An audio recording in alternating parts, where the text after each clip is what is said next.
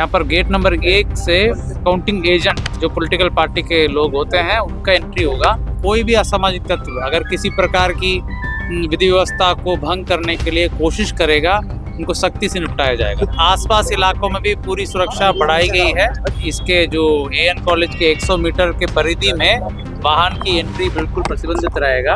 जो ये counting centre है, यहाँ पे 3 लेयर में सुरक्षा रखा गया है। जो उपद्रवी अगर कोई आते हैं यहाँ पे, उनसे निपटने के लिए दंगा निरोधक दल को भी लगाया गया है। शहर में जगह जगह पे चेकिंग वगैरह चलता रहेगा। नमस्कार, आप लाइव सीरीज देख रहे हैं। मैं हूँ आपके साथ काव्या। अब कुछ ही घंटों का समय बाकी है। कल सुबह से ही मतगणना जो है वो जिलों में शुरू हो जाएगी और पटना के एएन कॉलेज में मतगणना केंद्र बनाया गया है, स्ट्रांग रूम है और वहां पे फिलहाल डीएम और एसपी जो है, पटना के एसएसपी कार्तिकेय शर्मा और डीएम डॉक्टर त्यागराजन एसएम पहुंचे हुए थे। पुख्ता तैयारी जिला प्रशासन की ओर से कर ली गई है ताकि कोई भी इधर से उधर ना करे। पटना डीएम ने पूरी जानकारी दी है और बताया है कि किसकी एंट्री कहां से होगी। इसके अलावा ट्रैफिक व्यवस्था को लेकर और साथ ही आपको बता दें तो कल स्कूल को बंद कर दिया गया है, यानी कि आंगनबाड़ी से लेकर 12th तक के सभी पठन पाठन कल नहीं होंगे, स्कूल बंद होंगे क्योंकि ट्रैफिक व्यवस्था को मैनेज करना है और काउंटिंग का भी समय है। तो इसको देखते हुए जो है जिला प्रशासन ने पुख्ता तैयारी कर ली है। आप खुद Patna DM doctor Tyagarajan SM और पटना के एसएसपी कार्तिकेय के शर्मा क्या कुछ कह रहे हैं, आप सुनिए। मतदान को लेकर के तैयारियां पूरी है। सुरक्षित माहौल में पूरी जो इलेक्शन कमीशन ऑफ इंडिया के डायरेक्शंस के अनुरूप ईवीएम को सुरक्षा मेंटेन कराया गया है। कैंडिडेट्स और उनके एजेंट्स लगातार सीसीटीवी में भी देख रहे हैं और तैयारी लगातार चल रही है और लगभग पूर्ण कर दी गई है। कल जो मतग्रहण की तैयारी है वो भी पूर्ण कर ली गई है। मैं विशेष तौर पर बताना चाहूँगा कि गेट नंबर 1 से, यहाँ पर गेट नंबर 1 से काउंटिंग एजेंट जो पॉलिटिकल पार्टी के लोग होते हैं उनका एंट्री होगा। गेट नंबर 2 से अपने जो कर्मीगण हैं काउंटिंग कराएंगे और पदाधिकारी हैं और मीडिया का भी एंट्री गेट नंबर 2 से होगा। इसमें फ्रिस्किंग बहुत ही अच्छे ढंग से कराया जाएगा। कोई भी आपत्तिजनक सामान, मैचेस से लेकर के किसी भी आपत्तिजनक सामान अंदर नहीं ले जाना जाएगा। मोबाइल वर्जित रहेगा, मोबाइल अंदर ले जाना वर्जित रहेगा। इसके अतिरिक्त आसपास इलाकों में भी पूरी सुरक्षा बढ़ाई गई है। स्कूल्स बंद रखी गई है, जन सुविधा के लिए स्कूल्स को बंद कर दिया गया है। सभी स्कूल्स को बंद रहेंगे। ट्रैफिक प्लान निर्गत किया गया है जिसके अनुसार आपका इसके जो एएन कॉलेज के 100 मीटर के परिधि में वाहन की एंट्री बिल्कुल प्रतिबंधित रहेगा। अटल पथ में और सहदेव मार्ग में और सहयोग हॉस्पिटल के मैदान में पार्किंग की व्यवस्था रहेगी। उसके आगे पैदल नहीं आना पड़ेगा। इसी आलोक में तैयारियां की गई हैं। ट्रैफिक प्लान भी सार्वजनिक किया गया है। सुरक्षा हर जगह बढ़ाई गई है।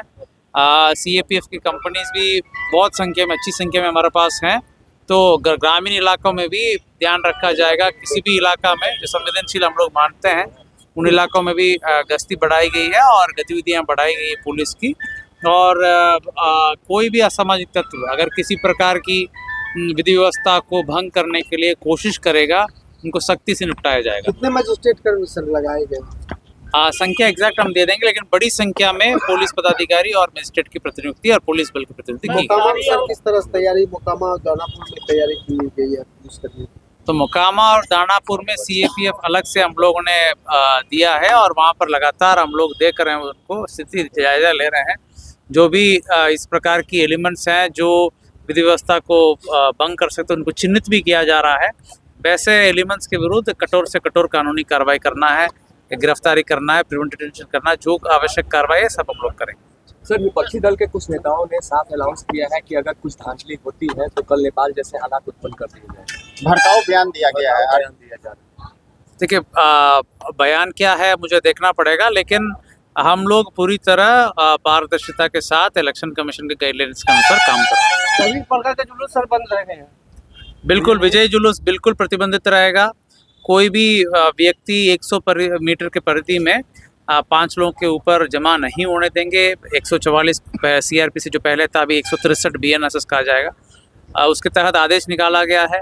कोई भी आर्म्स के साथ प्रदर्शन या 4 आदमी के ऊपर जमा होना और कई गतिविधियों को प्रतिबंधित किया गया है, जो हमने आदेश आपके बीच में भी सर्कुलेट किया है।